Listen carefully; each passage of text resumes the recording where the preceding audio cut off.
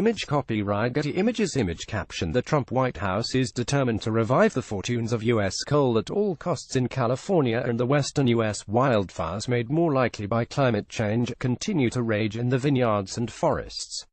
In President Trump's Washington, a bonfire of climate regulations is also burning brightly.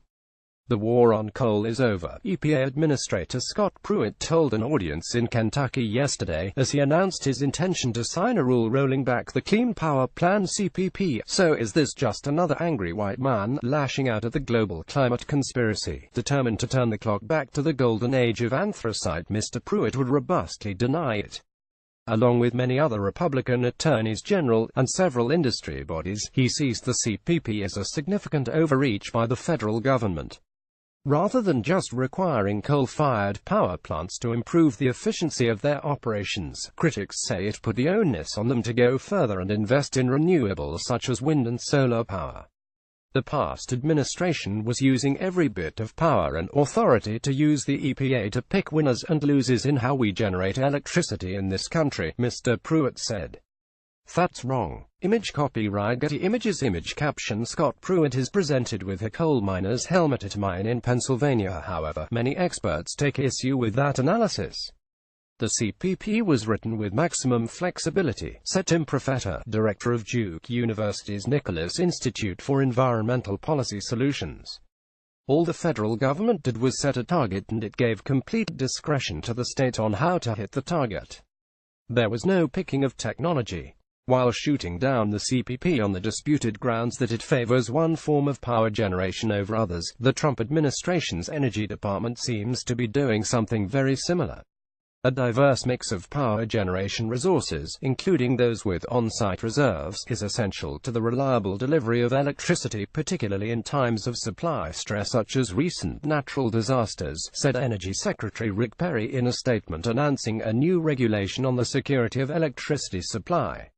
My proposal will strengthen American energy security by ensuring adequate reserve resource supply. The phrase adequate resource supply is understood to mean that nuclear power and older coal-fired plants will be given extra money to ensure that the lights stay on. Many researchers say this is not necessary.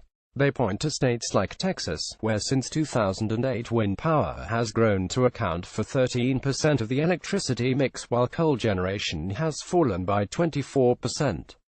Observers say this retro approach to climate change and energy springs from the president's election campaign.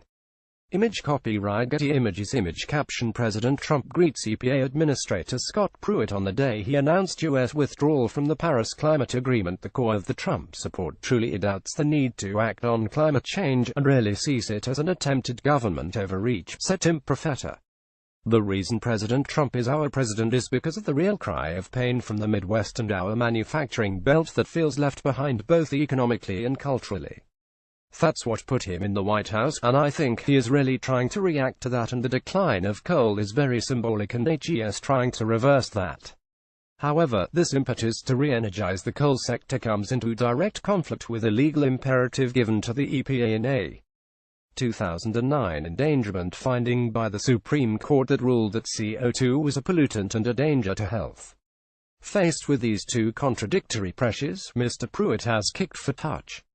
The EPA will take public comments on what should happen replace the CPP. This will take at least a year. They may then propose an amended and restricted version of the plan, or they may not. Insiders say that another element helping the delay is Scott Pruitt's political ambitions in his home state of Oklahoma, a place hugely dependent on the oil and gas industry. Mr. Pruitt is determined, say sources, not to regulate CO2 during his term at the EPA. Despite this, he may not be able to hold back the tide. Renewable energy is cheaper than ever, natural gas is in abundant supply, and the U.S. judiciary is firmly on the side of regulating carbon dioxide. The EPA can repeal the Clean Power Plan but not the laws of economics, former New York City Mayor Michael Bloomberg tweeted. This won't revive coal or stop the U.S. from reaching our Paris goal. Tim Profeta agrees with this analysis. The facts are stubborn, we have the legal authority, the public sentiment is there for action, it's just not intense enough to make President Trump care. But I think eventually this nation will get to the right place. Follow Matt on Twitter and on Facebook. You and I.